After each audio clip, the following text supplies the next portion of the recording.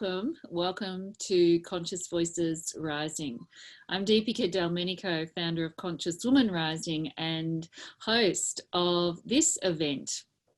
Today, I am honoured, as each year I am so privileged to be in discussion with, or in conversation with, Jane Hardwicke Collings. Jane's extraordinary, just extraordinary, honestly, and it's just such a thrill to have Jane's solid, grunty, raw wisdom, infused into this event, making it really the fabric of it what it is. And so for those of you listening in that are not familiar with Jane and her work, Jane is a midwife, teacher, writer and menstrual educator. Jane gives workshops in Australia and internationally on mother and daughter preparation for menstruation, the spiritual practice of menstruation, and the sacred dimensions of pregnancy, birth, and menopause, and the wisdom of the cycles. Jane founded and runs the School of Shamanic Womancraft, which is an international women's mysteries school. And Jane is author of multiple publications and books, including her story, which many of you accessed following Conscious Woman Rising's event in 2019. So today I'm going to be in conversation with Jane about the path forward and how do we know? So welcome, Jane. Thank you so much for being a part of this again. Oh, thank you, Deepika. It's a great honour. I'm really glad to be part of it. Yeah. Well, it wouldn't be what it is without you. So good on you. Really. I mean that so sincerely. I have to share that after I'm in conversation with you, I feel so expanded and lit up that I usually go off into the bush. Wonderful. I just sort of leave the house and disappear off into the bush for a while and just let it all settle. That's great. Cool. So it's a great day to be out there today after we finish. Great, perfect. I might do the same. Good stuff. Because that's where the medicine is, or one of the places anyway. Yeah. In the bush. Yeah. I just read an article recently about the Japanese version of heading to the bush that is being popularized. Shinrin-yoku, were forest bathing, and scientists have validated that it's true good medicine to be in the forest, in the bush. And I mean, we know that on our intuitive and body levels, but it's always interesting to see what the scientists have to say. So there is magic in it. Yes, and once the scientists take it up and sort of stamp the research endorsed approval on it, then it opens it up for the bridge. Yeah. For people to cross that which instinctively always felt right. It's sort of like, well, it's now proven. Yeah. And that feels good, to have our hunches validated. Like, it's helpful. It is helpful because we're not really educated to go by our gut. No. And to honour those hunches, to live by those hunches. Yeah. So, fantastic. So, cool. Jane, how do we know what is the path forward? Well, isn't that the $1 million question? It's so relevant the world over. Yeah. Well, firstly, I don't think that we cannot be on the path forward. So part of that comes from my trust in the process. And that comes really from my role as a midwife. And I'm no longer registered now, and I don't go to births anymore, but I use everything I learned as a midwife in service at the birth altar, as I like to say in my priestess language, that everything's a birth, really. So what I've learned in my role as a midwife is what I said, to trust the process, and that actually we are a process. And so when we trust our process, that means we need to trust our life and the choices that we make, and that we are on our path forward. So I think that, as I said, we can't not be on our path forward. It might be that we are headed in a direction that we do a 180 degrees on when we realize what we're doing or awaken to some new piece of information that comes at the perfect time. But I really don't think that we can be bothering ourselves searching for the path forward. It's actually way too indulgent to be thinking about that. Like where we are right now, in the world that we're in, we have much more to do than to be worried about whether we're on our path forward or not. You know, we actually need to wake up to what's going on, what we're doing every moment, and make the choices that we need to make to be sure that the process that we are is unfolding in the best possible way. So I think that what we need to be now is the women and men that the earth needs now. So that's much less fixated on our own ideals and dreams and imaginations, and more about what the fuck are we going to do? You know, we're in a doom loop, and the dystopia is upon us, and we would be naive and way too hopeful to imagine anything less. And, you know, I'm sorry if that sounds terrible, but it's, you know, some version of the truth. And in my world, I can see the dystopia so present in the birthing world, you know, the way women are being treated, even in this pandemic now. Like one of the latest scare tactics, I don't know whether it's being implemented everywhere or even anywhere, but is the idea that women would have to wear masks while they're in labor. Like, you know, as if that's not going to lead to increased intervention at least, let alone the animal self of the woman who's giving birth being able to, you know, be functioning. So the path forward is whatever we each individually need to do in thinking about what our grandchildren are going to be inheriting. You know, we have this cloud over us of the pandemic, and that's changing the way we live and will do for however long, you know, as we were talking about before you press record, like who knows what's going to happen next. Yeah. But the thing is that whatever happens next with the pandemic, sitting right there is the climate emergency that we can't forget we're in. And the earth and all the ways she is reacting to the ever-present feedback loops that are happening as different things happen on the planet, like that's actually what we need to be thinking about. Our path forward in doing all we can so that our grandchildren, whether they are alive or not yet, or whether you have children or not, the grandchildren, our future ancestors are going to be inheriting something that we can be proud of helping make happen. You know, like, what are you going to say? This would be my question to everybody in questioning what their path forward is. What will you say when your grandchildren or great-grandchildren say, Grandma or Grandpa, what did you do in that time when everything had to be changed? What did you do to make sure it was going to be okay for me? So I think the path forward is all about that. That's such a great question to ask of oneself. And not only once, it's almost like a daily contemplation. Yeah. And what you're saying, you know, it's just, I get the words coming up, get present, get practical, get resourceful.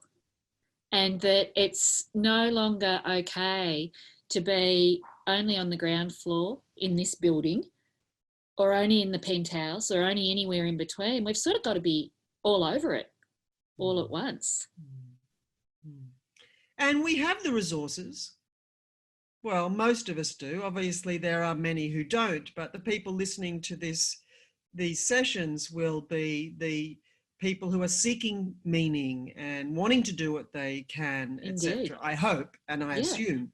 Yes. So, you know, as you say, presence is probably step number one, And that's where all the work of the women's mysteries and the wisdom of the cycles can come in, because there's a whole system going on that is happening whether we're paying attention to it or not, that if we align with the energy of, then we can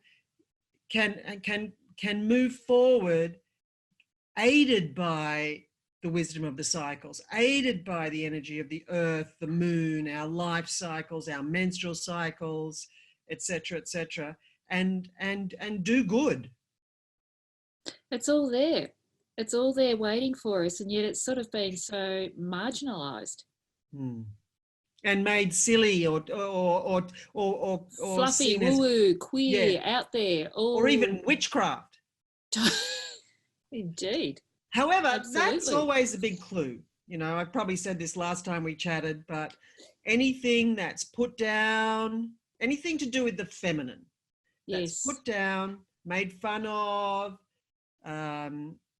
feared, turned into a taboo, or seen as disgusting, or like anything negative to do with the feminine, that is applied to, is a clue, a great clue that it holds power. Yes. So think of the menstrual cycle. You know, there is a menstrual powerful cycle. Yeah. And possessed by women. Yeah. And actually the pandemic is menstrual shame. Like, menstrual shame is pandemic, meaning everywhere in the world. And that is probably one of the most unfortunate situations that exists, and something really we have the power and capacity and capabilities to eradicate. I actually think menstrual shame, which leads to body shame, which leads to low self-esteem, which leads to all the kind of wounded behaviors that are connected to that, at their worst, eating disorders and even self-harm. And menstrual shame, we know, because scientists have proven it, leads to dangerous sexual decision-making and impacts how we give birth. And then, you know, our menstrual cycle, and then menopause, and then old age, blah, blah, blah. So I think menstrual shame sits at the foundation of most of our problems. And it's something that I am really directing my attention to banishing. In fact, I'm just about to release a new little e-course called Snake Medicine, Shedding Menstrual Shame. Fantastic. Fantastic. That's wonderful. Like, can you imagine if that were brought into education across the board, into all schools, for boys and girls? Well, that's the mission. That's the plan. In fact, you probably saw in your newspaper articles that free tampons and pads are now going to be in all Victorian schools. Isn't that wonderful? Isn't that wonderful? Yeah. Because it's just, you know, the reality is that some people do not go to school because they do not have access. Some girls do not have access to them. They cannot afford them. It's not available to them. So the next step would be to actually offer reusable products, so that it's not a continued cost. But we'll get there. Yeah. Well, look at the movement with masks. You know, suddenly people, you know, the army of people making masks from upcycling clothing, and, you know, they're reusable. So that's the thing, and about that's accepted. Humans. Like, we wear that on the outside of our face, and we're proud of it. Yeah. So that's the thing about us humans. We are resourceful. And, you know, what is that thing? Necessity is the mother of invention. I don't know if I got that right, but I don't know, it sounds good. But yeah, like you say, the mask making has come from a need, and people are resourceful and they're using what they have, etc. And the same thing can be done with making reusable menstrual pads, using other fabric from previous things, and using like little liners in there so that they don't leak and stuff. But yeah, so menstrual products available for girls in schools is a real wonderful step forward. I read in the article some sort of comment saying, well, nobody has to pay for toilet paper. So therefore, pads and tampons can be in that classification. I like it. Well. Yeah. I like it. And it's all, to me, under the whole umbrella of, heart-centered feminine leadership, that menstrual shame ought to be right up there on the agenda. Let's do it. Let's do it, because it's just, as you're speaking, it's denying part of our existence as a human being. It's just feeling so separate. And like if you part of ourselves. Exactly. And if you have a negative attitude towards a function of your body, then you have a negative attitude to your body. Yes. If you disown your cycle, you disown your body. And then we're in deep shit. And the pathology around the menstrual cycle, like if the menstrual cycle was an entity, which I believe she is, then she would be, as she is, screaming for attention. Like all we need to do is look at the rates of menstrual pathology to see what's going on. She's the canary in the coal mine. And it is screaming for attention. She is screaming for attention. Like in clinic, I have seen that for decades. And increasing as well, right? Increasing, because it's becoming more chronic. It's almost like the suppression is now manifesting in more complicated discord. Yeah. And so we see more and more syndromes emerging and more complex pictures emerging. But with young women, just that the whole identification and relationship to their menstrual cycle, they don't even really understand or have contemplated what it could mean to have a healthy cycle. And what that's that would our feel fault. like and look like. Yeah, because we haven't brought it to the forefront.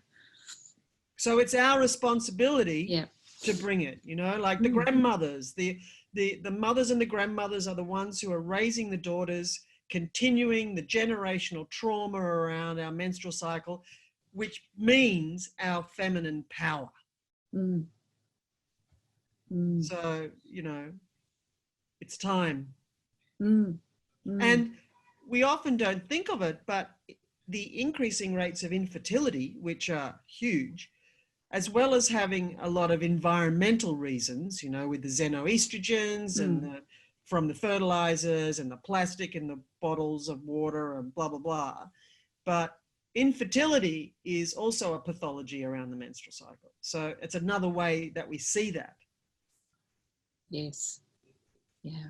And that's like really huge, the amount of infertility. It is huge. So where does rites of passage, all these clues on where we're moving forward, what's coming next, what we're doing, how we're showing up, where do rites of passage in one's life sit in that? Well, they're the portals or the vortices that are the places where the individual is transformed. So they are the places where we can perform interventions to change the trajectory of an individual or a whole entire culture. So our rites of passage are the magic spots where we can go in and do something. So like, for example, our first rite of passage is being born, and how someone is born completely configures their life and affects everybody who's associated with that person. Obviously, their mother, their father, their siblings, their family, etc. So we don't have control about how people are born, but what we do have control about is how we welcome them and how we treat them. And that has a massive effect. So every baby can be treated with kindness and gentleness, no matter how they're born, whether they're a underwater birth at home or an orgasmic birth by the ocean or an elective cesarean or an induction and a forceps delivery, whatever they are, It is our absolute responsibility to treat that baby, welcome that baby with respect and kindness and gentleness. Because the babies are not blobs. They are sentient beings. And that's probably one of the most important things for us to remember or realize. So gentleness at birth for the babies, and of course the mother. So I'll get to that rite of passage in a minute, but just treating the person as they go through their life. So gentleness and kindness at birth. And then there's puberty, which is the next rite of passage of the blood mysteries, or the actual physical transformations. So we have many rites of passage in our life. Some of them are physical and some of them are cultural. So like a cultural rite of passage could be first day at school, or driver's license, first car, graduation, marriage, divorce, all those sorts of things, first job. But the blood mysteries, or the women's mysteries, which is what the School of Shamanic Womancraft teaches a lot about, are birth, menarche, which is your first period, or puberty for boys. And then in a woman, so I'll focus on a woman, because a woman has much more significant physical rites of passage than a man does. So for example, puberty for a boy compared to first blood for a girl. I mean, they're both very significant, but for a girl, it happens, you know, the blood's there. There's puberty leading up to it, as her breast buds develop and her pubic hair and her body changes shape, etc. And boys have a long puberty, but girls do have that moment when they see the first blood on their undies. So that is a significant rite of passage and an initiation into womanhood. And what happens at a rite of passage, hence the opportunity, is that whatever happens, whatever's said or not said, done or not done, or whatever's going on in the world around or in the family, teaches the person going through the rite of passage. So we're talking about menarche for a girl now. And it teaches her how her culture values the next role she's going into. So that's woman. And so we have the opportunity there to, well, just backspace one bit. At birth, a baby is expecting, it's hardwired to expect that someone's going to look after it and feed it. And it's hardwired to expect actually that it will be breastfed by its mother. End of story. Yep. At menarche, a girl, a young woman, is hardwired to expect that she will be taught about the menstrual cycle, that she will be guided by her mother and aunties on how to look after herself, what the cycle means, how to flow with it, what various things to do and not do, etc., etc. And honestly, that hardly happens. So that's the place where we can come in with a positive intervention and participate in the very needed thing of co-creating a positive menstrual culture. So what we've been talking about already with menstrual shame, etc., is a negative menstrual culture. So yes. At menarche, we have the opportunity and the actual responsibility, really, to welcome our daughters to womanhood, teaching them all about their bodies, their cycles, what to do, what not to do, blah, blah, blah, and initiating her into womanhood in a positive way, rather than what usually happens, and did happen for most women in the past, of either it being ignored or turned into a shameful experience, or, you know, welcome to the curse, or whatever it was. Nowadays, fortunately, we're seeing a lot of mums being proactive here and wanting to do something different for their daughters, different to what they experienced. So that's the rite of passage of menarche. And then the rite of passage into motherhood, childbirth, like I touched on already, with gentleness and kindness for the baby. The mother, we need to honor the mother as she brings a new member to our community. We need to give thanks and honor her and support her however she needs, in whatever her choices are, with kindness and gentleness, and possibly some education about what the system is providing and how it doesn't serve, and what other options there are for birth, for example. And then committing to being there to support her in those early days. And we're seeing so much of the need for that around the pandemic. We started a Facebook page called Mama Toto's Support for Birth in Crisis, and at the beginning of the pandemic. And within a week, there were almost 2,000 members. And it became like the well where everybody would go to, what do you do about this? How can I get this? What, they're telling me that, blah, blah, blah. So community needs to be created around a mother having a baby and maintained and sustained. So that rite of passage is massively significant, and a new one every birth. And for women who don't actually have babies, because in the mother season of our lives, we are the creatrix, and we conceive, gestate, and birth all manner of things besides human babies. So the same process goes, the same need for support around the birthing there. And then there's menopause. And menopause, as Dr. Christian Northrup calls it, is the mother of all wake-up calls, and a rite of passage designed to heal all the unhealed parts of us. And the time in our lives, which ranges from 45 to 55 or so, when everything we've swept under the carpet comes out. It does indeed.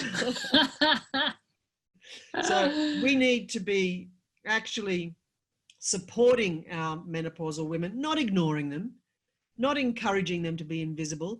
Actually, you know, I believe that the postmenopausal women are the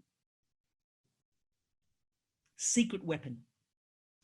Oh, well, they're running, you know, they now have ideally tapped into the most refined fuel. And it's just gold. Yeah. Golden rocket fuel. Yeah, these are the grandmothers that we need to organize, I believe. I think we need to gather the, you know, without wanting to use military language, but I will use it because everybody knows exactly what it means. Well, people then pay attention. Yeah, we need to bring the grandmother army. We do. Yeah. We do. And it's interesting. I have a very dear friend who, when she and her husband adopted a child, it all happened in 9 days.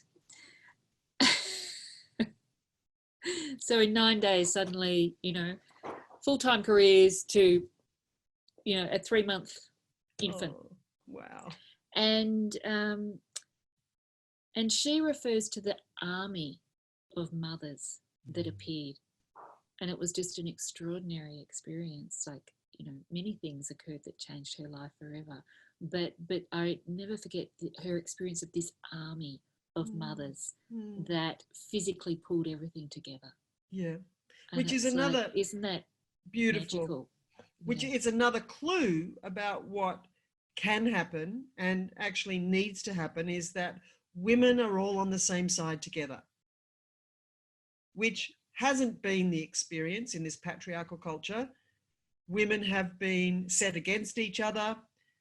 We have been divided and conquered, and that works. And what we see still exists. Yeah, fully. There's still so much division, and there's still much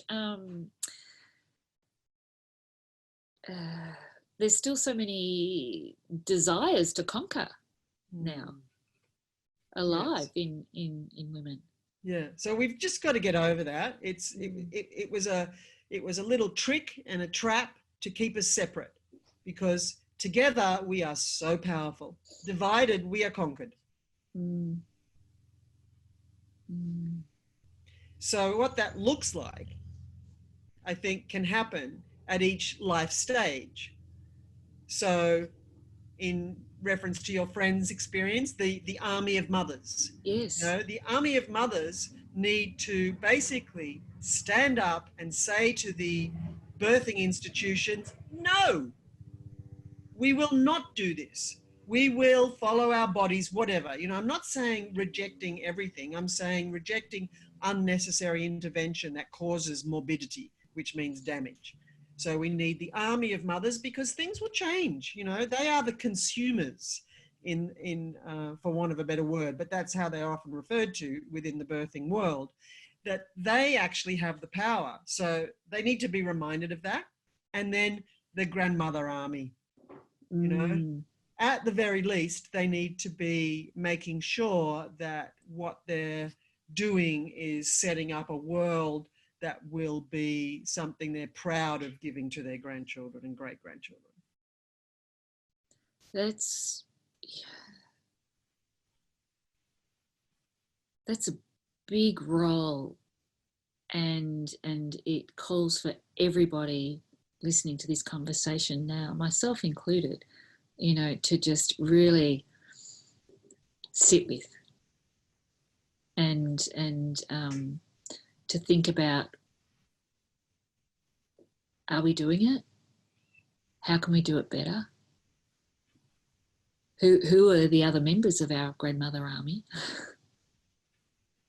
How do we find them? And just, yeah, really, what does it look like? What can I bring to it? What can I bring to it that it may really, really need now? Exactly. And next week in the Southern Hemisphere, it's Imbolc around August the 2nd, which is the end of winter and the beginning of spring in terms of the way the Earth moves around the sun, not the Gregorian calendar dates of first day of spring. The one that's bound us and tied us in knots, arrhythmical knots. Yeah. So Imbolc next week is the time that begins again the cycle of growth of the Earth seasons, spring, summer, autumn, winter. And at Imbolc, August 2, we have the opportunity to plant metaphoric seeds or give thanks for the new things or new ways or new beliefs or new practices or whatever that we want to bring into our lives. So it's a very powerful portal, like a rite of passage, actually.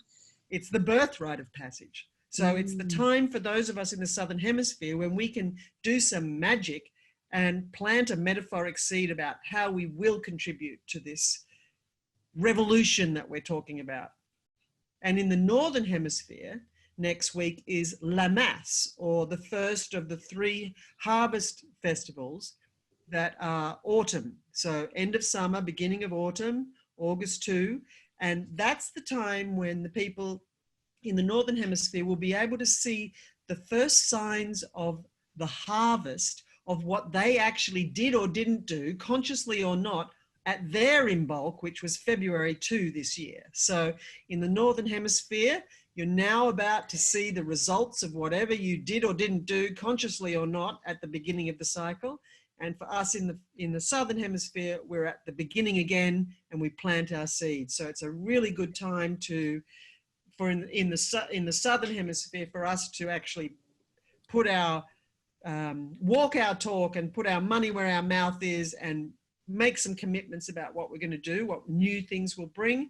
And in the Northern Hemisphere, you're starting to see the results of what you did and didn't do. So you can prepare for your Imbolc, which will be in February 2, 2021. That's fantastic. So it's so timely. That's right now, no matter where in the world people are. So Southern Hemisphere, Northern Hemisphere.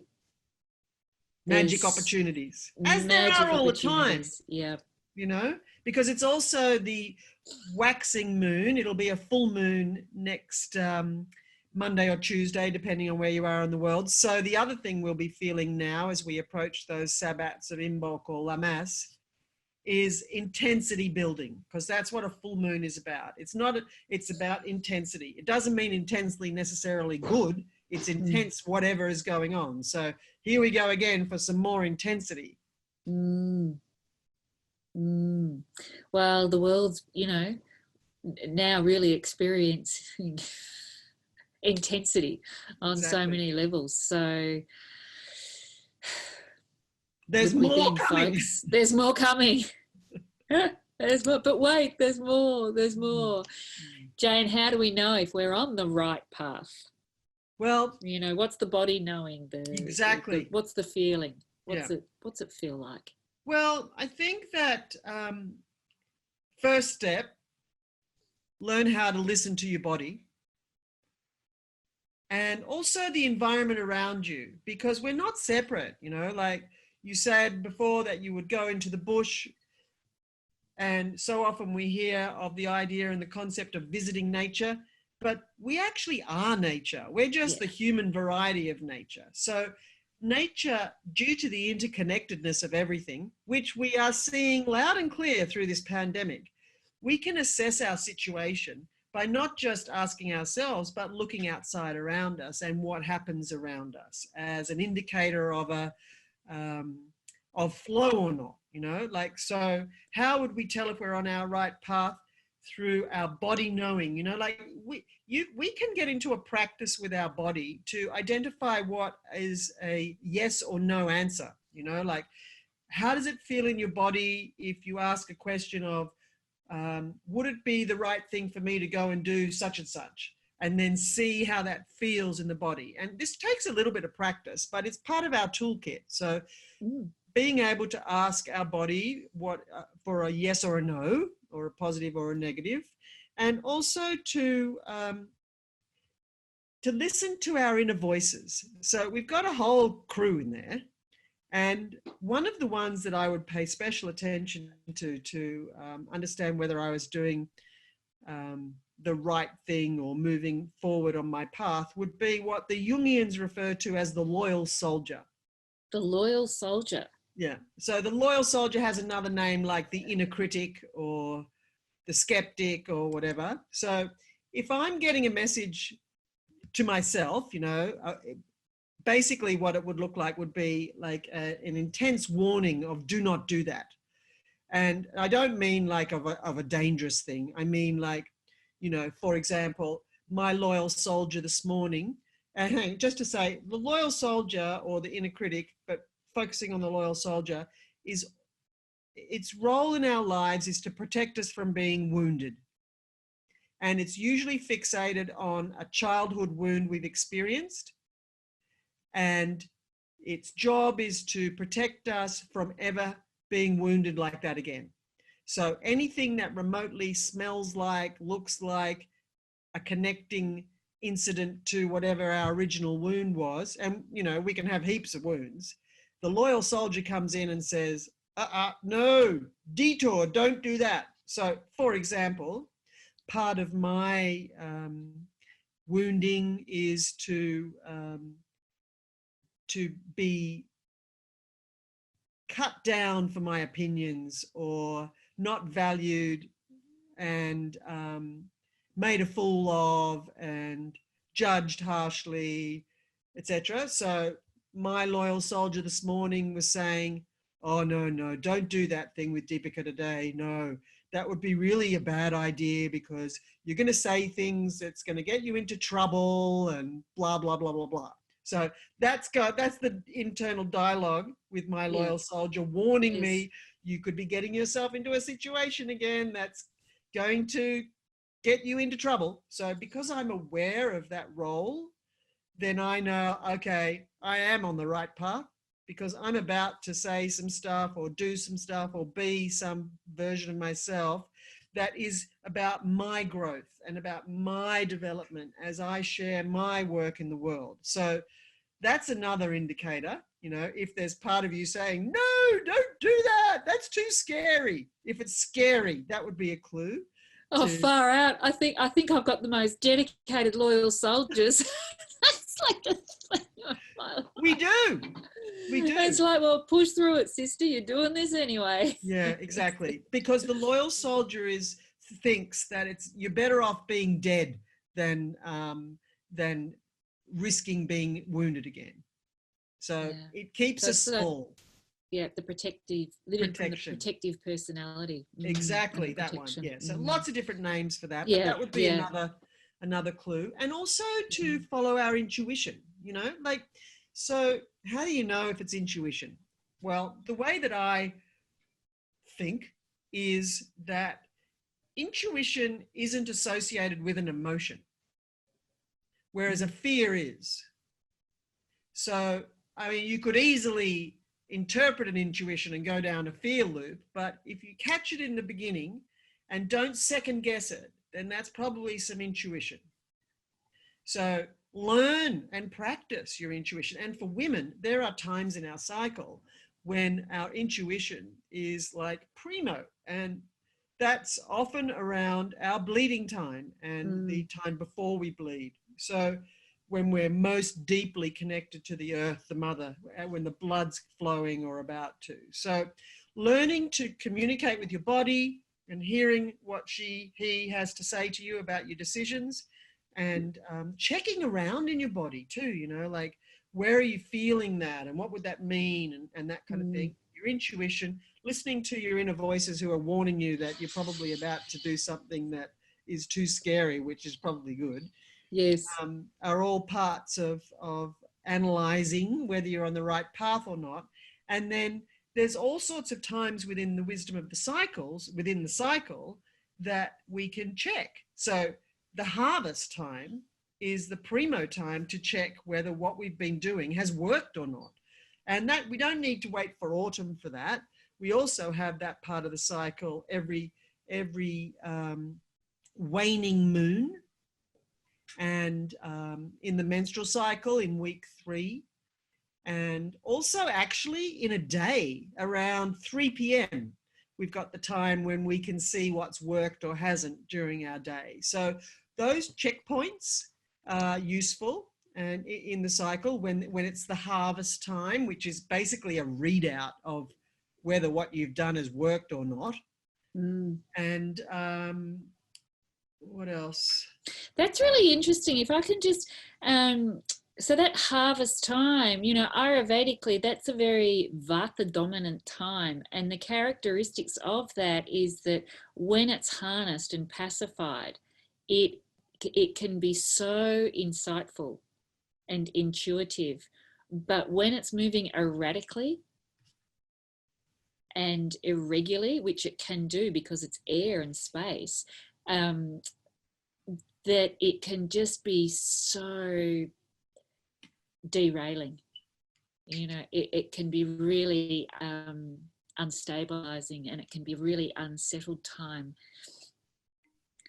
for a person. And I just know that often at that time of day, like at that 3 p.m, I've learnt to best look after myself, that's a really good time of day to just drop and sit and be quiet and still.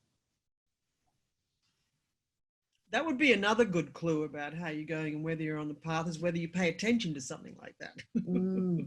You know, whether you soldier on and ignore your body's needs and the pathology you experience. Although, you know, we can't get into blaming our bodies or anything like that. And most often the things that show up are not because of what you did yesterday. They're often things that have happened long time ago. But well, as you speak about menstrual shame, and I think if that's established in a young girl, in a budding young woman, then how can that not dim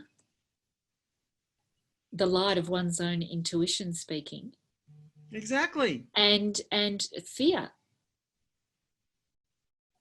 It sort of sets up for a loop of fear. Totally. And disconnection from her body, and then she's fucked. Yep.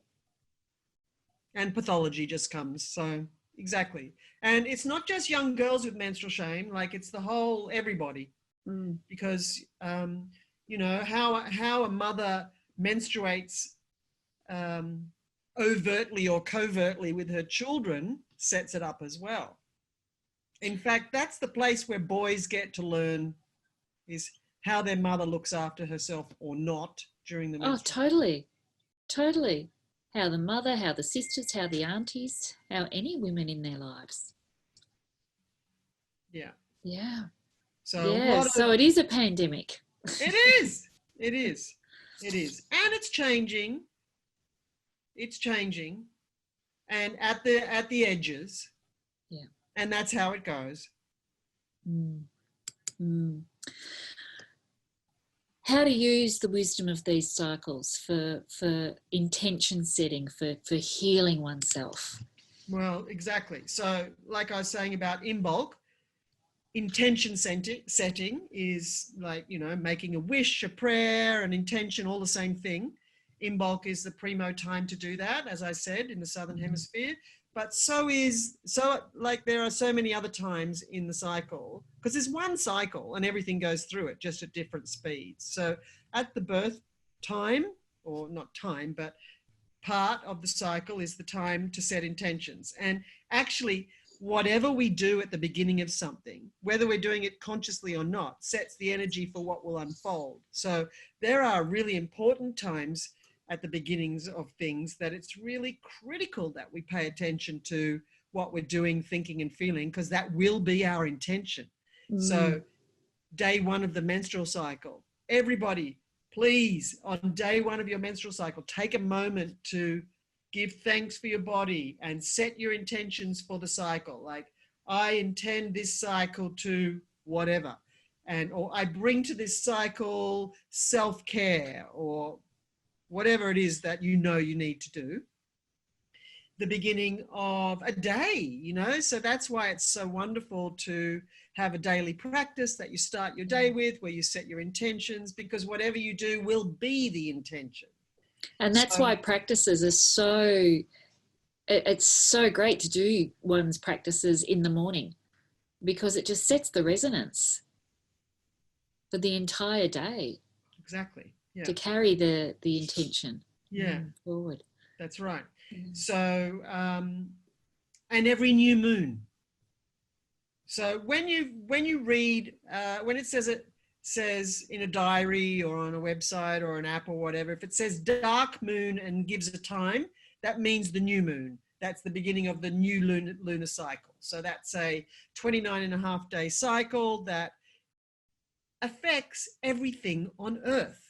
And so there's the cycle going through on the moon phases and the lunar cycle. So on day one of the lunar cycle, the new moon, it's another opportunity to just set intentions. And setting intentions are not like writing a shopping list. They actually are an invitation to see, feel, and hear everything that you've set up in your life that stands between you and what you desire. So be careful what you ask for. And, you know. and be courageous. Receive it with heart. Exactly. And so know that if your prayer, intention, or wish is for inner peace, say, then everything that you've created in your life that stands between you and inner peace is what will show up, which is actually really critical and important, because if you desire inner peace, you need to deal with all of those things, whatever they are. That's why it feels so hard to scramble over the rocks to get there. It feels without reach, because there's so much that needs to be dissolved along the way. Yeah, and that's our work. That's our journey. That's our way forward, is to deal with all of the attitudes and beliefs and fears that we have that no longer serve us, or that we've inherited from our culture. They're not even ours. Exactly. Yeah, that we live by them, we raise others by them, we project them left, right and centre, and they're not even examined. They're often left unexamined. And I love that, you know, the way that you're describing the cycles is so rich, because it just illustrates so beautifully how there's nothing out here in nature that's not in us. So we can be sitting in, you know, in an urban environment in 4 walls, but it doesn't mean we're separate from nature. No. Or we could be sitting by a river in, you know, high up in the Himalayas, but we're not ever separate from these cycles. Exactly. All the elements are there within us. And oh my God, how fantastic. And what a path forward. And what an great part of the grandmother army. It can be whatever army. If we tap into that. Exactly. It's awesome. Mm. It's so, And that's why we're here. and so easy and simple. If we clear all the debris that we've gathered out of the way, it can be, can't it? Mm. We make it complicated, right? That's right. So the path forward might be to clear the path. Yeah. So To there clear the can be path. one. Yeah. Yeah. Yeah. Yeah. Well, I know, if I were to sit right now and do a contemplation of, of that very question, that would probably come back as the resounding loud answer is first clear it. Mm. Start clearing it. Mm. So the time to do that when you use the cycles, the time that we will know that all that needs to be cleared away is in the waning moon, when the moon is ending, the lunar cycle is ending, or in the earth season, so in the autumn and winter phase of the cycle. So in the at like 9 p.m. or the beginning of the end, the final harvest is when we are really able to see the things that are in the way. The things, so like, for example, that's what happens in the menstrual cycle. In the week or so before the menstrual cycle, everything that's not working in your life shows up. So you can let go of it with your blood. Yeah. So there are times within the cycle when the things we need to let go of are really obvious. And there are times in the cycle when, if we flow with the cycle, it's the time for letting go. It's consciousness purifying consciousness over and over again, isn't it? It's just so sacred. Like sacred. It's just so holy.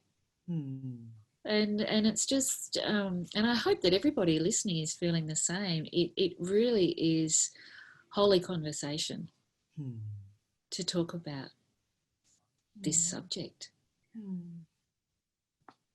Yeah. Important. So important.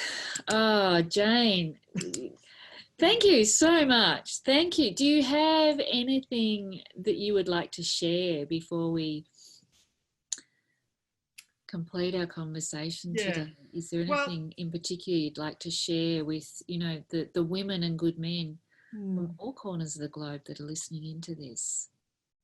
Yeah. Well, it's time.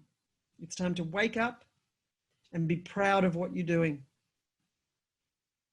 And if you don't know what to do, then gather with others and figure it out. And I've been working through the winter here in the Southern Hemisphere in the pandemic to create e-courses, because obviously online is where it's at now and for a while. Indeed. So as I said, I've got my snake medicine, shedding menstrual shame one coming out, and also one for menopause.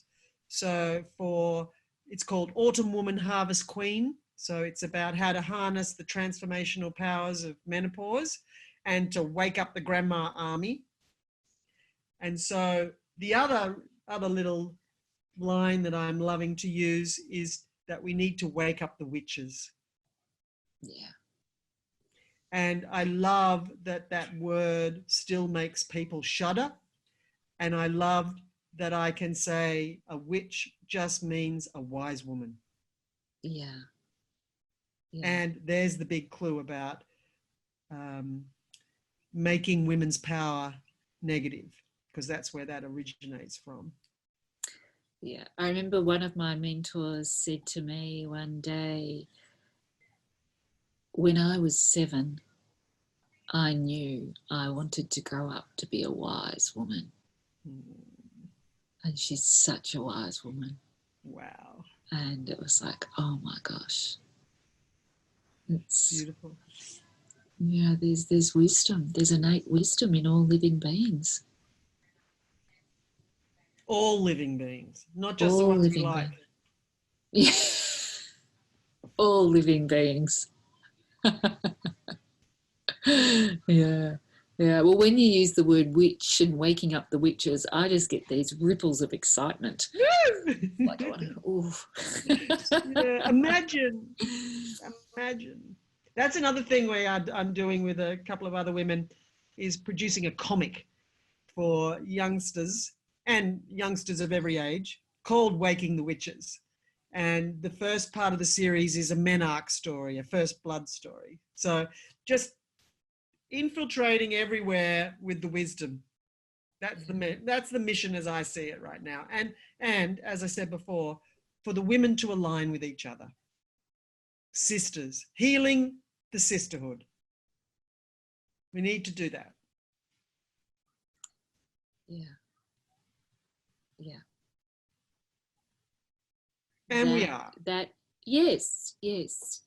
But that's a great reminder that needs to be shone regularly. It'd be great graffiti. Because it's so noisy, you know, like it's noisy. Even during the pandemic and lockdown and quieter times, there's still a lot of noise.